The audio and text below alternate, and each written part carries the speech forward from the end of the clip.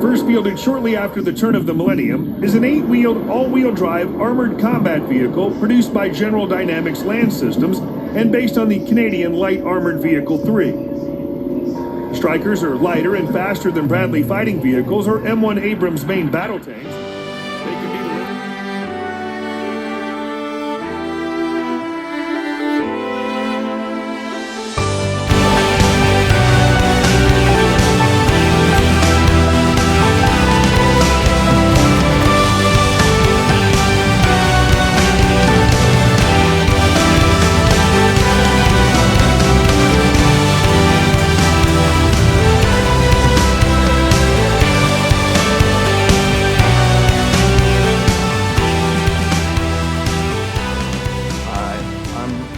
David Ogg Jr. I go by David, and this is my story.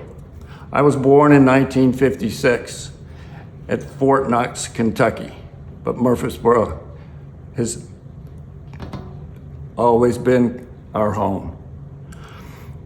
My dad was a 22-year armor officer, and so of course my mother and I, we traveled a lot with him. Anywhere from Germany, Murfreesboro, Kansas, Washington, D.C., and Orlando, Florida. But then in 1974, he retired and we all came back home. And I started attending Middle Tennessee State University. I was proud of that because that continued the Ogg legacy at MTSU. My grandmother, Mila Parsons, my mom and dad, Bob and Faye Ogg, all attended MTSU. And now I was the third generation to do that, and I was very proud of it. My time at MTSU had two life-altering accomplishments. First, I met my future wife, Pam White.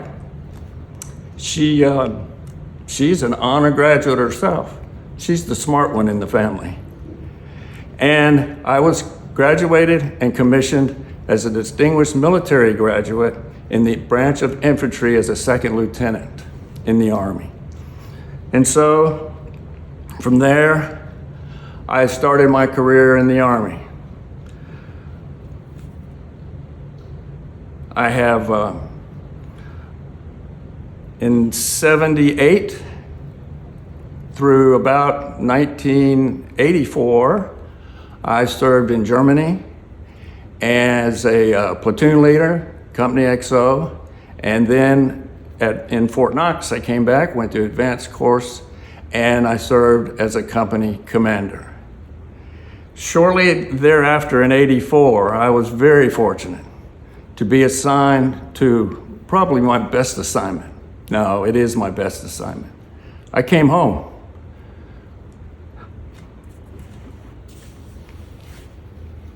I was assigned on the cadre at Middle Tennessee State University as the Assistant Professor of Military Science in the ROTC department. What a great job. First and foremost, this was remarkable in the fact that my dad had also served on the cadre in the early 60s. And with my assignment there, this made my dad and I the only father and son team ever to come back and teach at the ROTC department. So from 84 to 88, 10 years being in the Army, I was able to mold and help train the future cadets and future officers of our Army. What a privilege that was.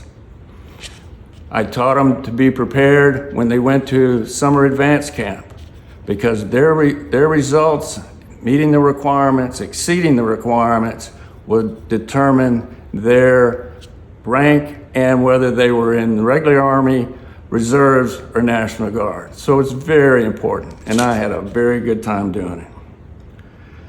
One of the things that I did during my stay there was, during my spare time,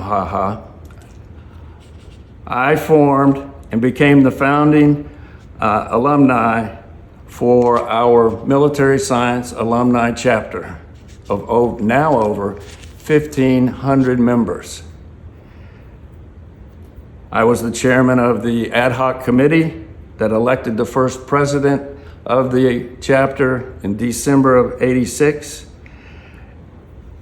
And we started the bylaws. And I was also over time elected to serve as its president for 9 different years.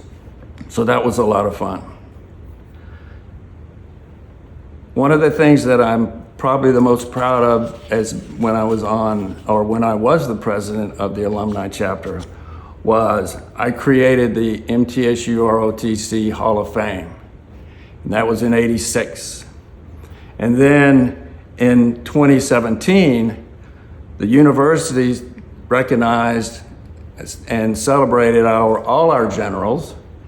And as the MC and the president then, I started the General Officers Hall of Fame. You can see both of those in the ROTC building. While I was as the cadre for MTSU, both my sons were born here in Murfreesboro. Oh, and they're the 4th generation of Blue Raiders. They graduated in the 2000s. And I was able to continue my education before I left MTSU and got a master's. So that was pretty good to be able to do that. Now my next assignment began a 22-year odyssey with the Army Acquisition Corps. That, for me, I was responsible for the development, the production, the fielding, and the sustainment of the Army's ground combat systems, as well as supporting those that we sold internationally. 2 of the key assignments that I had. I was in testing, and I did the testing part of it. I was in, as I mentioned, in Florida doing instrumentations for targets, vehicles, but 2 of the most important ones that I had was I was selected as a full bird colonel to the Stryker Brigade Combat Team. The Stryker was a 10 variant vehicle family for the infantry, 8 wheels, not tracks. And it was the first vehicle that the Army had produced in over 15 years. So it was the leading edge of the combat vehicles. I enjoyed that, worked with over 2,000 people to make that happen. And at the culmination of that assignment, the Chief of Staff of the Army and the Acquisition Corps leadership recognized what I had done and selected me as the project manager of the year in 2003. So that was good. And then my next assignment, of course, was my last assignment. I was promoted to general and 1-star general, brigadier general, and I was assigned to the program executive office, one of only 11 other generals for the ground combat system. There I had about 1,100 people, and I had a budget of over $35 billion to administer for the upkeep, modernization of all those vehicles, and about 270 Army vehicle programs. So that was a lot, but it was fun, a lot of fun. But that was, as I said, my last assignment. I retired in 2010. When I left, we moved to Huntsville, Alabama, or close to it. I did some work with Redstone, but I had from 10 to end of 2013, I worked 3 different jobs. One was with a Native American company. I was the president and CEO.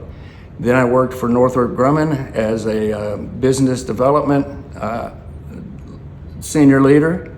And then the last one for the Missile Defense Agency down in at Huntsville at Redstone as a strategic analyst.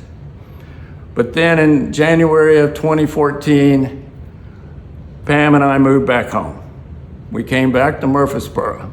We wanted to enjoy one, retirement, why not? Enjoy our family, enjoy a brand new, middle of that year, a brand new granddaughter. She's 10 now, time flies. And enjoy my two sons. It was time I started playing golf with them and beating them, thank you. And our daughter-in-law, love her. And so that's my story. Oh, I did forget one thing. When I came home and retired to Murfreesboro, I joined the MOAA. Got to thank Jim Parks for that. Anyway, so that's my story. Thanks very much for listening. See you. Middle Tennessee State University is again recognizing outstanding alumni who represent excellence and distinction through their professional careers, loyal support of their alma mater, and service to the broader community. Since 1960, the MTSU Alumni Association has recognized accomplished alumni. True blue citations of distinction are being awarded for 2024-25 and include David Ogg. Retired U.S. Army Brigadier General David Ogg of Murfreesboro, who served more than 32 years and is a former assistant chair of the Military Science Department from 1984 to 1985, was a founding alumnus of the Military Science Alumni Chapter in 1986, and is one of only 17 general officers commissioned by MTSU ROTC in the last 75 years. Congratulations, General Ogg.